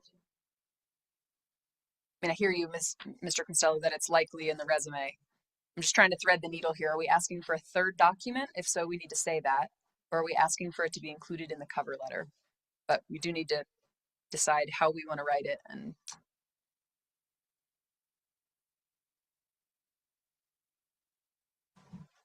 Ms. Nicolau. Madam Chair, I think having it in the cover letter would suffice. Thank you. So Ms. Beatles, can you confirm that this is, I think, what we're saying, what you're recommending here? Applicants are required to send a current resume with a cover letter that specifies how the applicant meets the qualifications in number 2 and describes, I don't have the question here in front of me, if you would mind saying it out loud, please. And briefly describes your experience with topics relating to the regulation of utilities and telecommunications providers. Comma, and state his or her political affiliation or independent status, period. And that would be in this document twice, since this is listed twice. Okay, the next item is the deadline in here. So theoretically, if this committee wants to, it could act today to post this, probably by tomorrow, I would think, which is Wednesday the 22nd. We could give applicants 1 month till August 22nd, or we could give them until the end of August. Ms. Valencia? Madam Chair, we can absolutely post it immediately. However, I would just like to say that sometime in the past we've posted in a number of places, and the state requires a process of getting a quote and posting, and so that could take a little bit longer than tomorrow. But we could certainly start posting tomorrow, or at your will, committee. Sort of gets into the schedule of the process part of this discussion, but it feeds into this document too. I want to quickly ask a question, I don't know, to staff or DOJ counsel. We have 10 minutes left in the allocated time. Can we exceed that if committee members are available? Can we go over it? Do we have this room? Or are we going to have to meet again? Chair, there's nothing precluding you from continuing your meeting that I'm aware of unless staff has another concern. Madam Chair, some of our staff members have some other obligations that they will eventually have to leave for, but you will have a team of people staffing you until your meeting concludes. Committee members, are people available to stay for, let's call it 30 more minutes till 3:30? Is anyone not able to do that? Madam Chair, if you have a meeting in the mayor's office at 4:30, That does seem important. I mean, we could. Madam Chair, can we maybe do 15 minutes? I encourage this committee to try to do 15 minutes, but I will say we are a verbose bunch today, which is good, but we got a lot to accomplish still. So We will still have a quorum, Ms. Nicolau, even if you have to leave. So perhaps we move forward with a goal of being done by 3:15 and we do our darndest to make that happen. Can I ask, does that impact the public comment schedule? Can we continue to keep that as the last item of the agenda, or do we need to move it forward because it was noticed differently? Madam Chair, that would be up to the commission. Okay, so we'll keep the agenda as planned. We will aim to be done here by 3:15. Ms. Beatles? Are you ready to entertain a motion for approval of this job posting?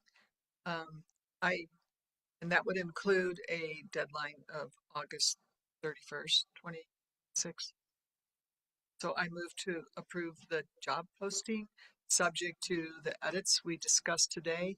And I would also like to leave PRC staff with final editorial discretion so that it reads nice and looks good. So, you know, if you want to use different grammar, but I think you got the gist of what we want the job posting to.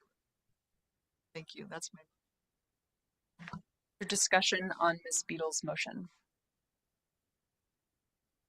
I do have one thing, which is I am wondering if it is beneficial to talk about the schedule first, because part of that is the limitations staff has on posting, like distributing this.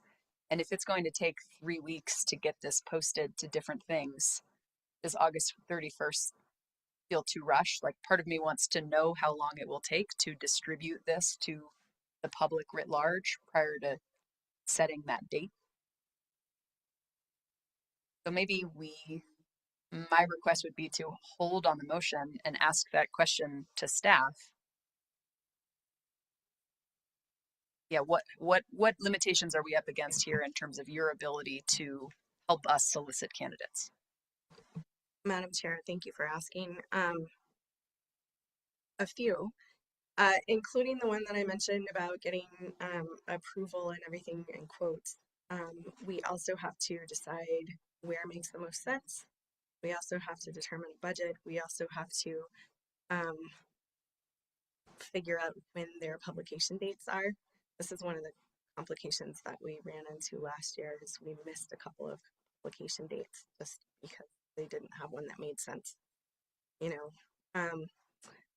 So I would say, all in all, my staff and I would work on it immediately and maybe 2 weeks, but that's kind of if everything goes our way.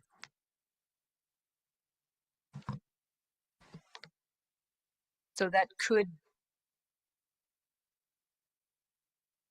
encourage us to leave the posting open longer than the end of August. Looking at a calendar here. Ms. Curry, please. Everything that Ms. Valencia said, and that's for probably the last of the places that we want to post. There's nothing stopping websites, social media, LinkedIn, all of the instant stuff from happening the moment that it's ready for publication. So I just want to be clear that it's not 2 weeks to post anything. It's 2 weeks before we start seeing the results and the more hard to get into publications.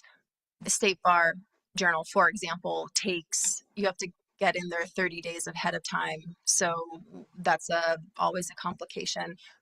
Utilities Fortnightly, based on last year's experience, that deadline was in June. So, you know, there's those types of things, but there's nothing that prevents instantaneous publication while we're also working on those other administrative things. Thank you. Ms. DeClau?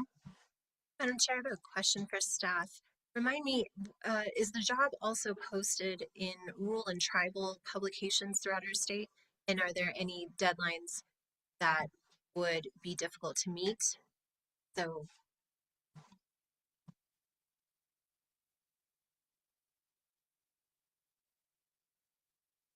Madam Chair, committee member, we have posted in rural and tribal publications in the past. We don't have those dates or those deadlines immediately in front of us. I have a question for our DOJ counsel here. Could this committee act on approving the job description and come back and fill in the date once we get to item B, process, search and outreach strategies? Could we leave that as a blank for another 10 minutes while we sort all this through?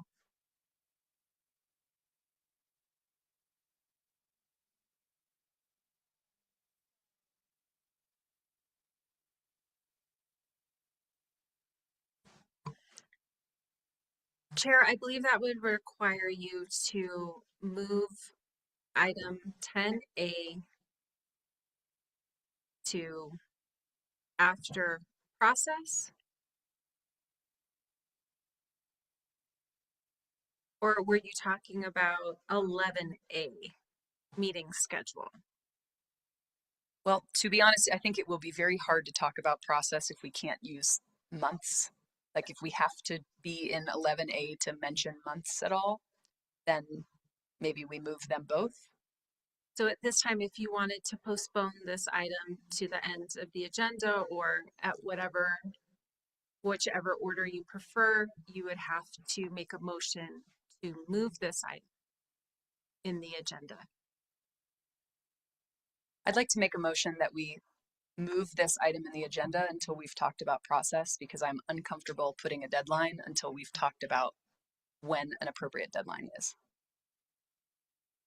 So that means we move to item 10B and 11A, and then we come back to 10A, approval of the job description.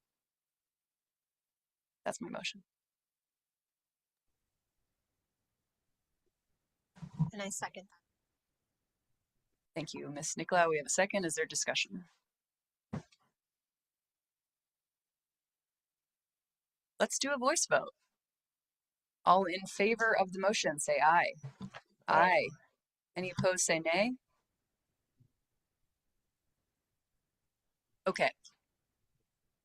So we're moving to 10B. We're putting a quick pause on the approval of the job description. We're moving to B. 10B. Search and outreach strategies. Yes. There was a motion, not a second, and then there was a discussion. So I believe that motion just basically died. Not on mine, Sydney's. Okay, so we're on 10B. We already started this, which is search and outreach strategies. We got into the types of publications and some of the limitations with those, and the review of candidates, which I think gets into a schedule. So can you please, Ms. Valencia, you described a few places where you have in the past posted this. Does staff have a recommendation or a list of places you would like to post it this time, or you sort of plan to already? Madam Chair, almost all of our, well, pretty much all of our job postings go up on LinkedIn, on Indeed, on our website. So those can be immediate. State Bar is another one that we do pretty regularly. Chief of Staff Corey mentioned utilities fortnightly. That was the one that we had on our list last year. I'm sorry, I don't have a list in front of me of others, but I'm open to anywhere that the committee sees fit.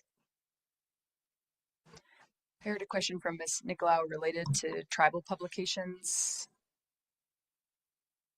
Maybe if we have some specific recommendations there. Madam Chair, I don't have them off the top of my head either, but I can get back to staff if that would be helpful within 24 to 48 hours. Madam Chair, Member Nicolau, thank you so much. I've just found some others that we looked into last year.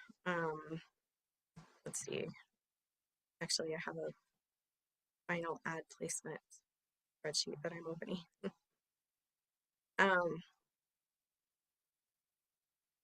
The Hobbs News, Sun, Indeed, LinkedIn, as I mentioned, National Society of Professional Engineers, Navajo Times, New Mexico Bar Bulletin, New Mexico Society of CPAs, New Mexico, the magazine, Public Utility Fortnightly, and Tri-City Record of Farmington.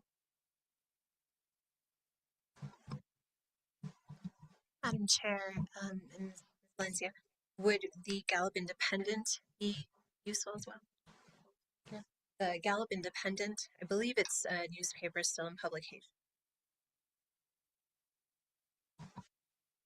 I believe at least in one round we had an op-ed or a non-paid thing in the Albuquerque Journal. Didn't we do that? Maybe that was just about public process, but I remember Mr. Egoff signed it as chair. Maybe we want to do that again if staff could help draft that. Can you do that? Which is a request for applicants and public participation.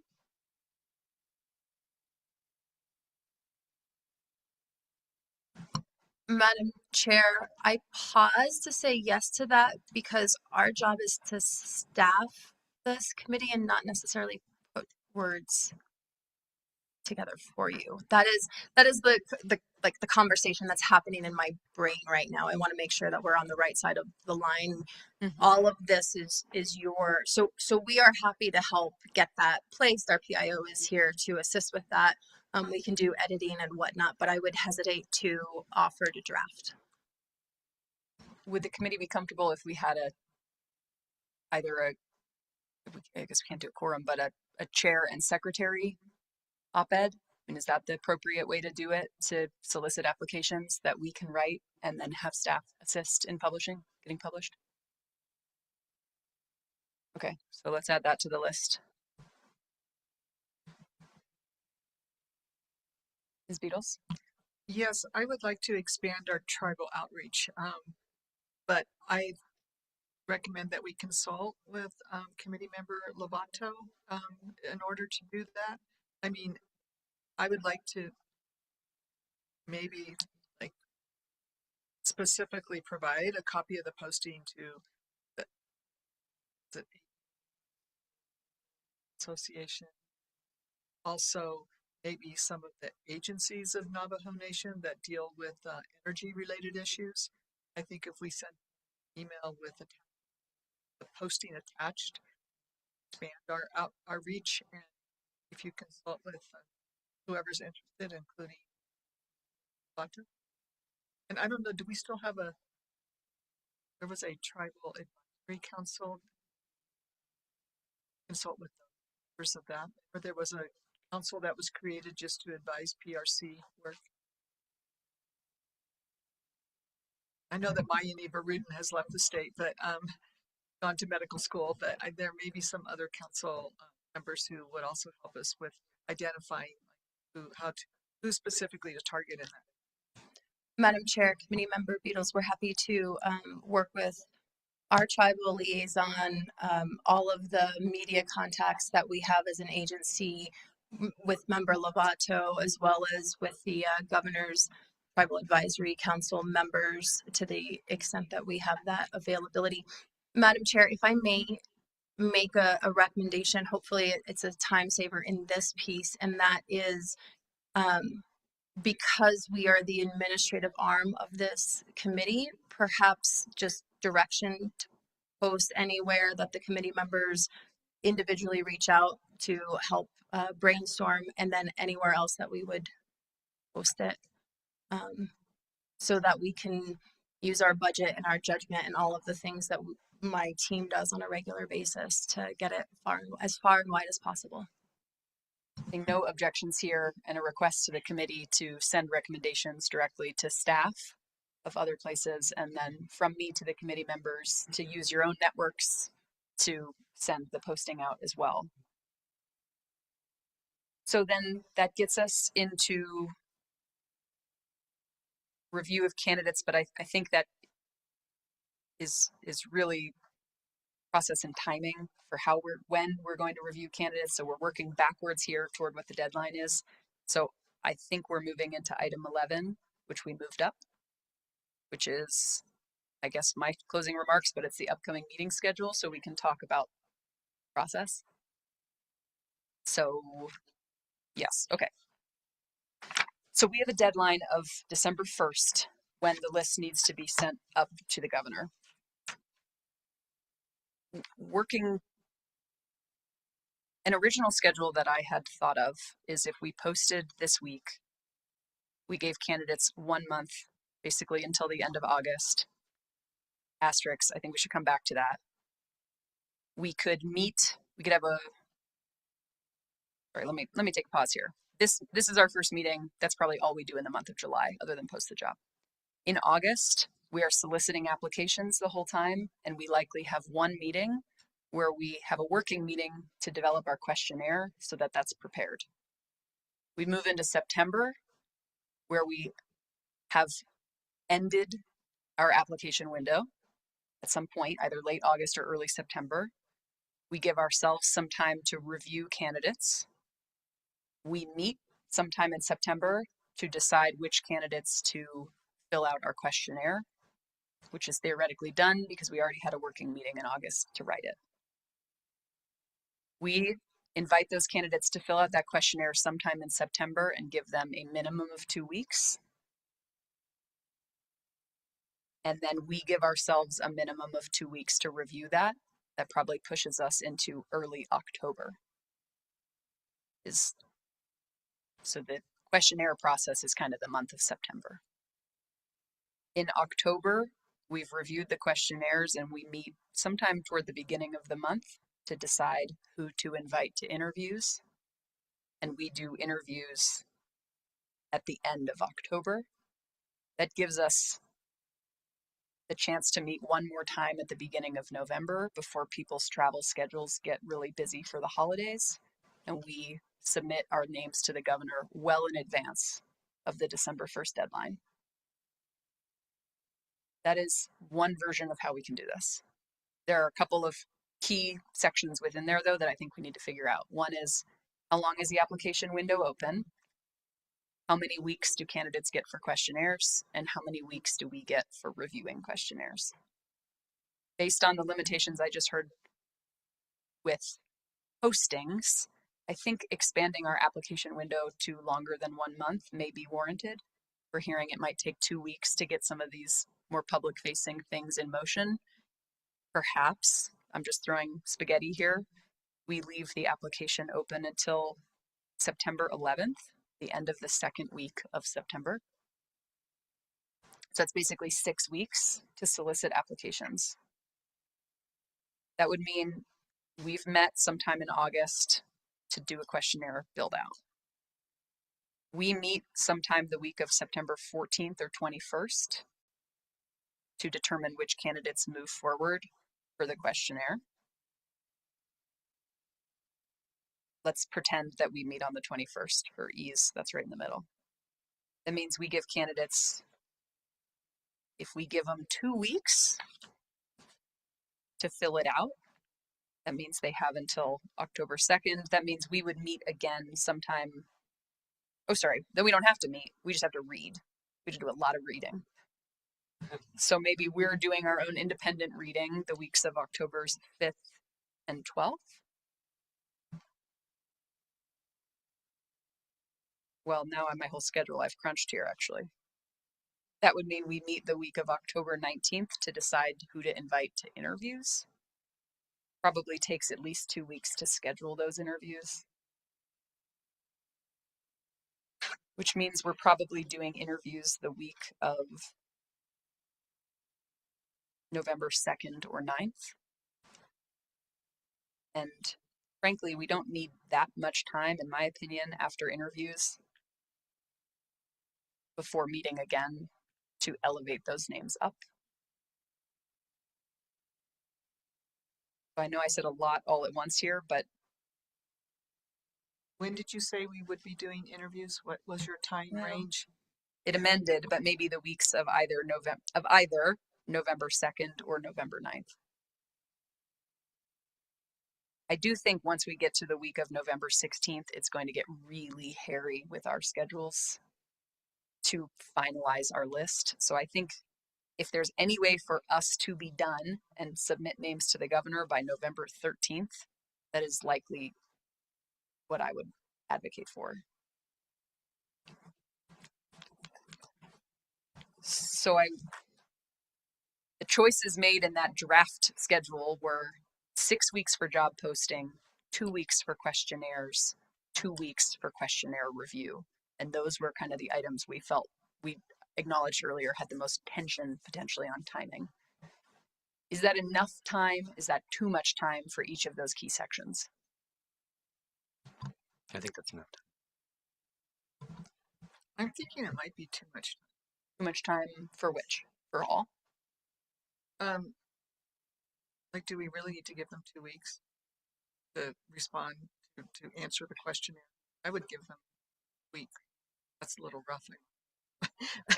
we can, you know, I do think that we should tighten the questionnaire so that we elicit responses that are really no more than 3 to 4 pages. So that would be to reduce the number of questions. And I think, I don't know, maybe 10 days, but 2 weeks, and then 2 weeks to review. I mean, really, this is going to depend on how many candidates we give them to. Like, if we just give them to 8 to 10 candidates, then it's not really expensive.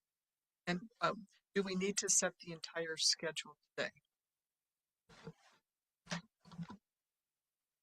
To the question on schedule, I don't know if we need to. I know for my schedule, some advanced planning would be very valuable, especially if some are in person, some are online. It would help. I think maybe staff follows up to actually schedule exact dates, but I think having a rough sense of the schedule is probably helpful.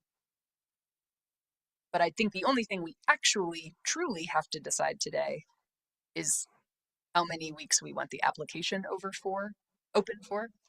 However, my recommendation would be ideally we set a rough schedule for the rest of it too.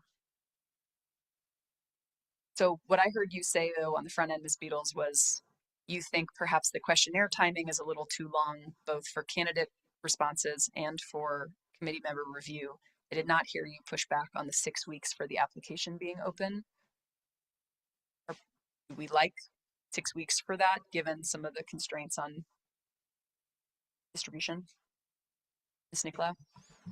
Madam Chair, I do like 6 weeks, and I do agree with committee member Beatles. I like the idea, obviously, of tightening up our questionnaire and only giving a week. It's almost like there's some pressure there. You really need to be you need to be really serious. This needs to be the priority. You have a week to respond. I think that may hopefully already weed out some candidates, not in a negative way, but how would I explain that? In a way that if you're truly interested and this is something that is a priority for an applicant, they are going to put their best foot forward and just utilize that 1 week.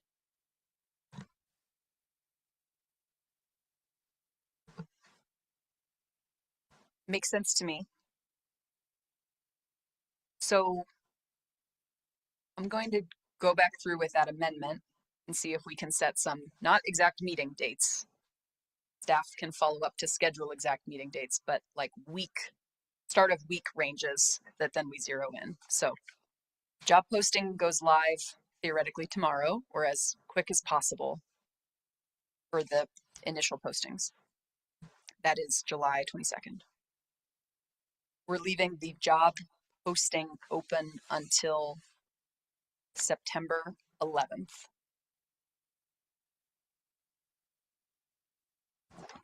That's a little more than 6 weeks, but okay. Job posting closes on the 11th of September. Then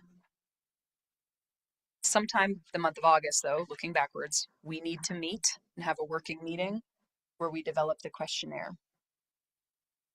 So maybe that's a virtual meeting where we can develop the questionnaire sometime mid-August. Okay, zooming back to September. We're in September, it's the 11th, the posting closes. We need to meet, I would suggest sometime the week of the 14th or the 21st as a committee to find out to determine which candidates we are giving the questionnaire to. We will give them 1 week to submit their responses. So a week from when we meet.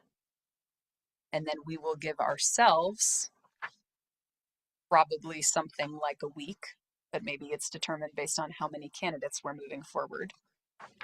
A week or two to review, which puts us probably somewhere around the week of either October 5th or 12th is when we're meeting again to determine which candidates are invited to interviews. We'll take roughly 2 weeks to schedule those and shoot for interviews. I think that means the last week of October or the first week of November are interviews.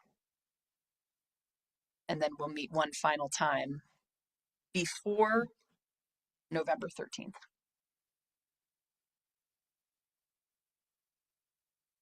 That's not anyone, any amendments to that rough schedule? Well, I would like to conclude our interviews by the end of October. Because in case like up that, I'm also like selfishly thinking about my hearing schedule. I think a major case might be going to hearing in November. I don't. But I would like to conclude interviews by the end of October, if all possible, and then we have one meeting after that, and do schedule that as early as possible. That's just my preference.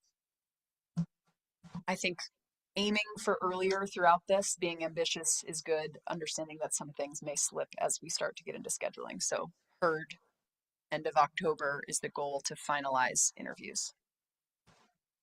Okay, so I think before we go back to finalizing the job posting, we have to stay in this agenda item, which is upcoming meeting schedule.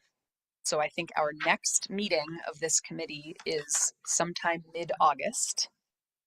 I would propose virtual, so we can have a questionnaire on the screen and be editing it and looking at it together. Are there weeks that people are unavailable? Maybe we pick a week where we're all roughly available and then can task staff with figuring out the exact day. I would propose, I should probably look at my schedule before I say this.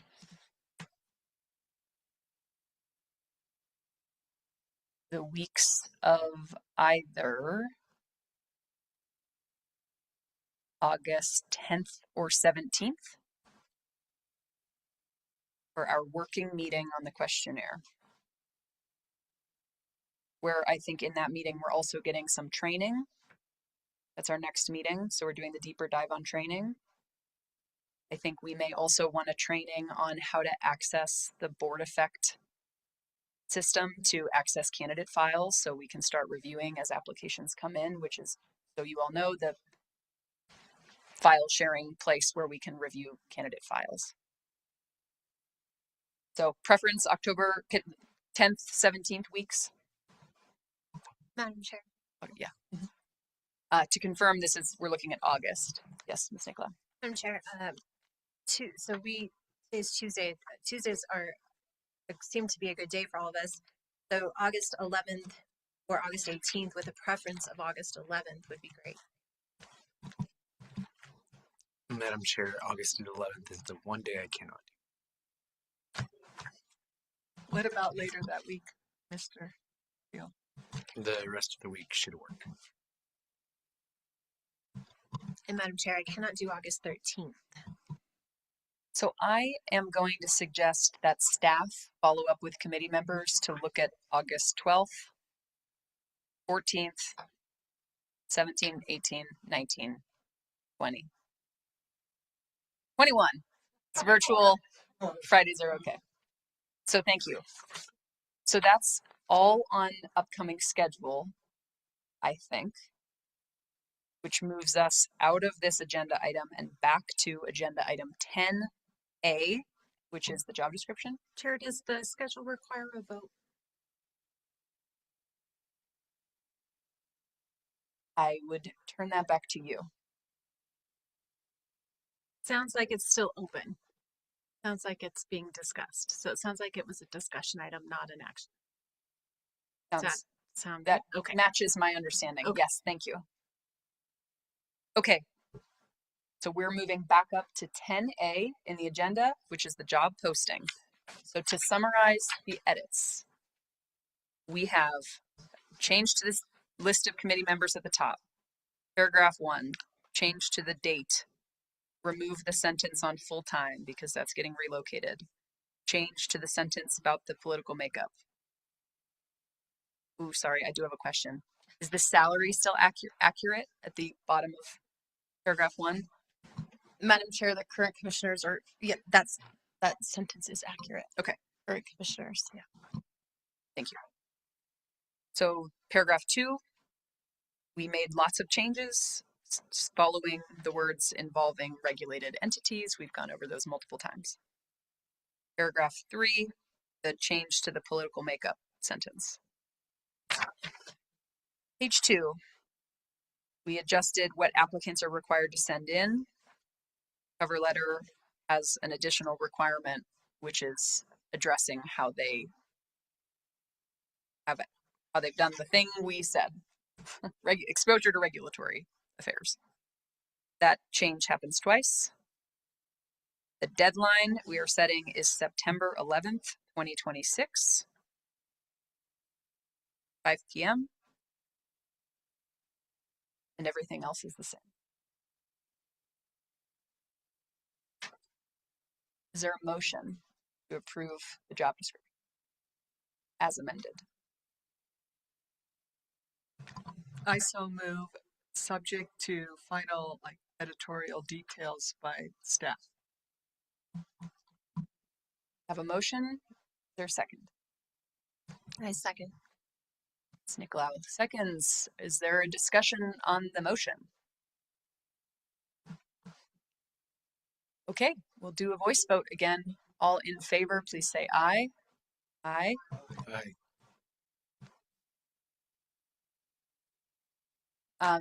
Mr. Cook, are you still on the Zoom? I am.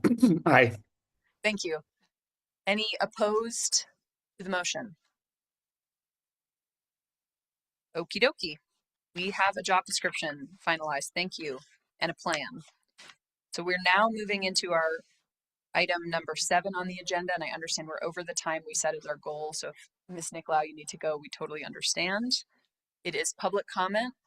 As I understand, no one signed up in advance to provide public comment. As a reminder for all that are watching, on the agenda, there is the language about how to sign up for public comment, should you choose to do that, and we encourage you to do that. Please participate in this process. But maybe not everyone read that, so I'm going to ask, is there anyone who would like to give public comment who didn't sign up in advance in the room?